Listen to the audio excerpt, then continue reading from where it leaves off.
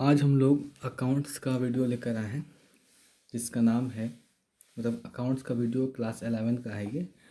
जिस चैप्टर का नाम है सिंगल एंट्री सिस्टम और इसका दूसरा नाम है इनकम्प्लीट रिकॉर्ड्स। ठीक है, तो इस वीडियो के अंदर हम लोग थ्योरी को कंप्लीट करेंगे। ठीक है, ऐसा आपको लिखा हुआ समझ में आ रहा होगा कि ये पार्ट 1 है, तो पार्ट 1 के अंदर हम लोग थ्योरी को कंप्लीट करेंगे। ठीक है, सिंगल एंट्री सिस्टम क्या होता है, इसको बनाने के कितने मेथड्स होते हैं।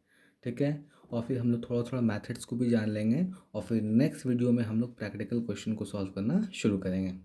ठीक है, तो आइए सबसे पहले हम लोग का जो क्वेश्चन है, क्वेश्चन नंबर 1 जो आपको दिख रहा होगा, इसका नाम क्या है, single entry system. Single entry system क्या होता है पहले आप समझ लीजिए, और इसको मैं एक छोटे से सेंटेंस में लिख भी देता हूँ। ठीक है, सिंगल एंट्री सिस्टम का मतलब होता है to calculations of profit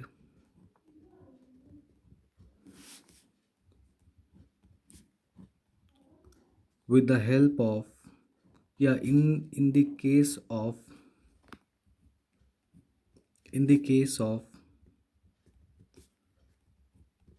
no records or incomplete records। पहले आप जो है इसको इंग्लिश में समझ लीजिए, फिर एक एग्जाम्पल से आपको मैं क्या करूँगा, इसको कंप्लीट करवा दूँगा। तो इंग्लिश में लिखा हुआ है कि आपको इस चैप्टर के अंदर कैलकुलेशन ऑफ प्रॉफिट करना है। ठीक है, किस केस में, पहला केस या तो कोई रिकॉर्ड्स नहीं होगा, दूसरा केस जिसमें इनकम्प्लीट रिकॉर्ड्स होगा। आइए एक एग्जांपल आपको देते हैं और फिर हम लोग इसको आगे मूव ऑन करेंगे। जैसे कि मान लीजिए कि मेरा एक बिज़नेस है, ठीक है, जिसका नाम है अल्फ़ाबेट कंपनी। ठीक है, इसको मैंने चलाया, बिज़नेस शुरू किया 1 जनवरी को और पूरे साल ठीक से चला, लेकिन 25 दिसंबर को आग लग गई मेरे बिज़नेस में। अब आग लगने से 2 केसेस बन सकते हैं, या तो मेरा जितना भी अकाउंटिंग रिकॉर्ड्स वो पूरा जल गया होगा, या फिर कुछ बच गया होगा, कुछ जल गया होगा। ठीक है, तो इस पूरे जल जाने या कुछ बच जाने के केस में हमें तो प्रॉफिट निकालना पड़ेगा अपने बिजनेस के फाइनेंशियल पोजीशन को जानने के लिए। तो उसको जानने के लिए हम लोग कौन से अकाउंटिंग मेथड यूज़ करते हैं, single entry system. Single entry system का दूसरा नाम इनकम्प्लीट रिकॉर्ड्स होते हैं। ठीक है, तो आपको ये डेफिनेशंस क्लियर होगी as a sentence, as a Hindi meaning. ठीक है, तो आइए नेक्स्ट क्वेश्चन की ओर मूव करेंगे हम लोग।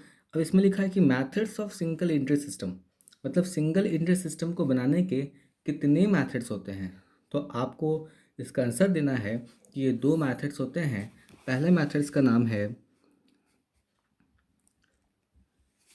Statement of affairs method.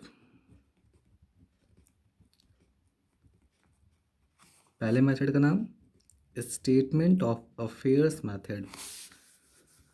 दूसरे मेथड का नाम है कन्वर्जन मेथड। बस ये आप 2 मेथड पढ़ लीजिए, आपका ये सिंगल एंट्री सिस्टम जो है कंप्लीट हो जाएगा। तो आइए हम लोग पहला जो लेके चलेंगे वो किसको ले चलेंगे, स्टेटमेंट ऑफ अफेयर्स मेथड। तो आपकी पूरी जो फोकस जो होगी वो किस पे होगी, स्टेटमेंट ऑफ अफेयर्स मेथड के ऊपर होगी। तो देखिए मैंने टू का 2 पार्ट है, पार्ट 1 और पार्ट 2। पहले जो मैंने राइट डाउन किया है वो 2 का फर्स्ट पार्ट है, जिसका नाम मैंने क्या लिखा है, स्टेटमेंट ऑफ अफेयर मेथड। ठीक है, तो मैं इसको आपके एग्जाम्पल के ज़रिए समझाऊंगा। ठीक है, या आप ये जानना चाहेंगे कि थोड़ा सा आप ये बता दीजिए ये अफेयर्स मेथड क्या होता है, और थोड़ा सा आप कन्वर्जन मेथड बता दीजिए। ठीक है, तो देखिए इसका मैं आपको समझाता हूँ कि स्टेटमेंट ऑफ अफेयर्स मेथड का क्या मतलब होता है और कन्वर्जन मेथड का क्या मतलब होता है। ठीक है, मान लीजिए कि हमारे यहाँ जो बिज़नेस होता है 2 लेवल पे होता है, एक स्मॉल एक लार्ज लेवल पे। ठीक है, हम बेसिक मीडियम को नहीं ले रहे हैं, हम स्मॉल और लार्ज को लेके चल रहे हैं। मान लीजिए स्मॉल में आपको आएगा मिल्कमैन आएगा, ठीक है, राशन शॉप आएगी, आपको वेजिटेबल शॉप आएगी। तो अगर मान लीजिए इनका कोई अकाउंट्स रिकॉर्ड जो है वो क्या हो गया, जल गया हो, किसी तरीके से भुला गया हो, कोई भी चीज़ जो है उसमें आपको ऐसा कुछ इवेंट हुआ जिससे या तो आपको पूरी तरीके से ख़त्म हो गया या कुछ बचा, तो जो कुछ बचा उसको इनकम्प्लीट कहते हैं। तो जब छोटे लोगों का कुछ भुलाएगा, छोटे ओनर्स, छोटे बिजनेसमैन का जो होगा वो किस मेथड की यूज़ करेंगे, स्टेटमेंट ऑफ अफेयर्स मेथड।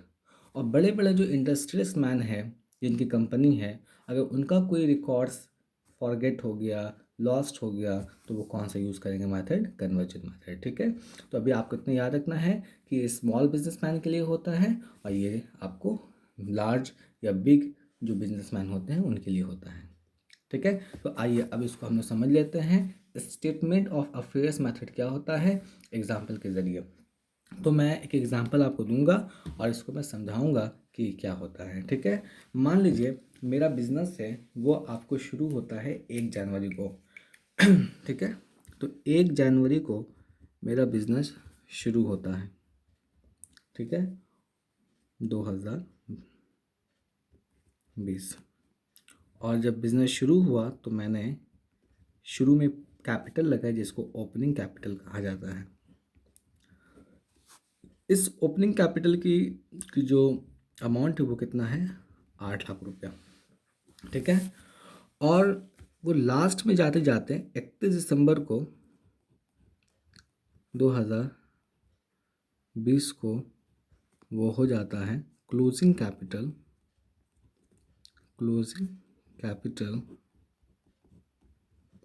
जिसकी वैल्यू है 15 lakhs। ठीक है, तो एक एग्जाम्पल मैंने इसको लिया है। आइए अब एग्जाम्पल को समझते हैं हम लोग। ठीक है, देखिए मान लीजिए हम स्टेटमेंट ऑफ अफेयर्स मेथड पढ़ रहे हैं। ठीक है, इसके अंदर एक छोटा राशन शॉप वाला है और वो हम जैसे अकाउंटेंट के पास आया, बोला कि मेरा रिकॉर्ड जो है पूरी तरीके से जल गया है या फिर कुछ जला है कुछ बचा है, लेकिन हमें अपने बिजनेस का प्रॉफिट निकालना पड़ेगा। तो हम बोला ठीक है निकल जाएगा। तो उसको निकालने के लिए हम कौन सा मेथड यूज़ करेंगे, स्टेटमेंट ऑफ अफेयर्स मेथड। तो अब हम उस छोटे से राशन शॉप वाले से पूछा कि आपने शुरू में जब बिज़नेस शुरू किया था उसमें आपने कितना कैपिटल लगाया था, तो उसने कहा 8 लाख रुपया। हम बोलेंगे लास्ट में कितना बचा आपके पास, कहा 15 लाख रुपया। हमने उससे बोला कि क्या आपने बीच में कुछ ड्राइंग किया था, तो वो 2 मिनट सोचा और बोला अच्छा हाँ मैंने एक ड्राइंग किया था साल के दौरान। साल के दौरान मैंने क्या किया था, आपको एक ड्राइंग किया था। तो यहाँ पे मैं लिखूँगा ड्राइंग ड्यूरिंग द ईयर मैंने साल के दौरान एक ड्राइंग किया था जिसकी वैल्यू है 30,000। कितना है, 30,000। तो बस इतनी सी इन्फॉर्मेशन हमको बताता है और कहता है कि अकाउंटेंट सर आपको इसका प्रॉफिट निकालना पड़ेगा, मतलब मेरे बिजनेस का प्रॉफिट निकालना पड़ेगा। ठीक है, क्योंकि हम लोग पढ़ाई ऐसे कर रहे हैं जो इनकम्प्लीट या नो रिकॉर्ड से हमें प्रॉफिट निकालने के लिए पढ़ाया जाता है और इसी चीज़ का हम यहाँ पे यूज़ करेंगे। क्योंकि छोटा आपको ओनर है तो हम यहाँ पे कौन सी चीज़ लगाएंगे, स्टेटमेंट ऑफ अफेयर्स मेथड। आइए इसको सॉल्व करते हैं हम लोग।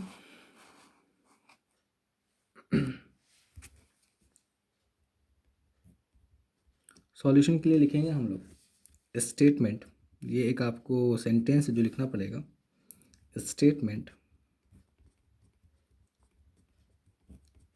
शोइंग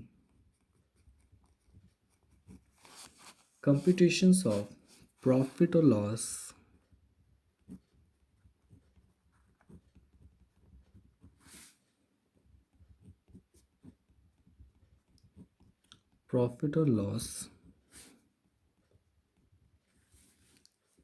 अर्नड मतलब कमाया, ड्यूरिंग द ईयर मतलब साल में। ठीक, तो ये आपको लिखना पड़ेगा कि मैं इस बिज़नेस का क्या निकाल रहा हूँ, प्रॉफिट और लॉस निकाल रहा हूँ जिसने साल में कमाया है। ठीक है, तो आपको पहले इसको निकालने का तरीका क्या है। सबसे पहले आप क्या देखिएगा, क्लोजिंग कैपिटल, मतलब कैपिटल एट एंड।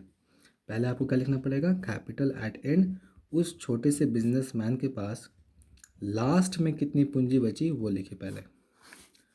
तो कैपिटल एट एंड कितना बचा उसके पास, 15 लाख रुपए, ये वाला अमाउंट। ठीक है, यहाँ पे मैं रुपीज़ लिख देता हूँ, 15 लाख रुपये। फिर उसके बाद उसने कहा कि मैं साल के दौरान ड्राइंग किया था 30,000।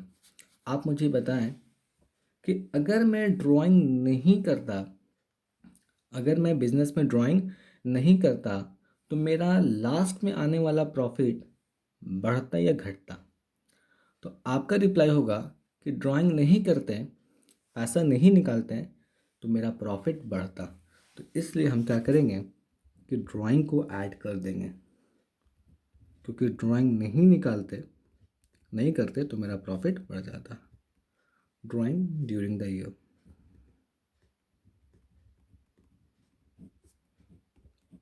ठीक है, क्योंकि हमें प्रॉफिट के पास पहुंचना है, तो इसलिए हमको इसको जोड़ना पड़ेगा। कितना था,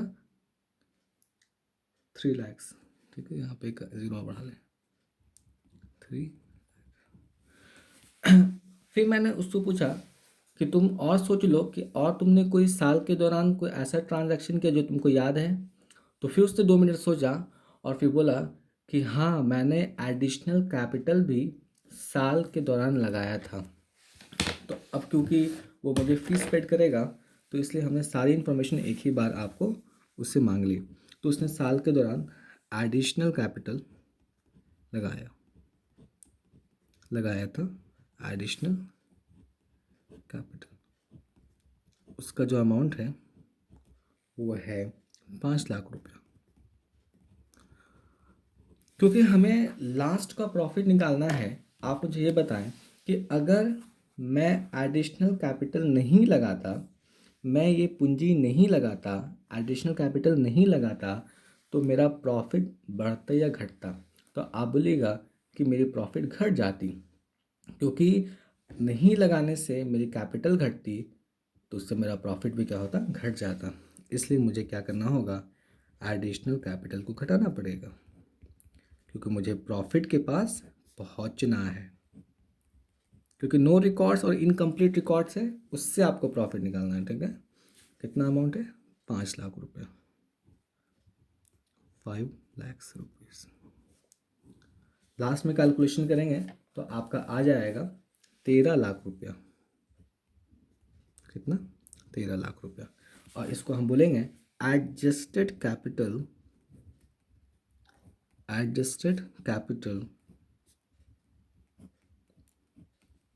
कैपिटल एट द एंड। जिस दिन मैं निकाल रहा हूँ उस दिन मेरा एडजस्टेड कैपिटल कितना है, 13 लाख रुपया। तो मेरा जो एंड में एडजस्टेड कैपिटल कितना है, 13 लाख रुपया। और मैंने शुरुआती में कितना पूंजी लगाया था, 8 लाख रुपया। तो अगर मैं क्लोजिंग में से ओपनिंग को, क्लोजिंग एडजस्टेड में से ओपनिंग को घटा दूं, ओपनिंग कैपिटल को घटा दूं, तो मुझे net profit during the year मिल जाएगा। ठीक है, तो 8 लाख रुपया मेरा ओपनिंग कैपिटल, तो मेरा प्रॉफिट कितना हो जाएगा, 5 lakhs रुपीज़। ठीक है, फाइनली तो ये मेरा क्या हो गया, net profit during the year. तो आशा करता हूँ कि ये चीज़ आपको समझ में आई हो।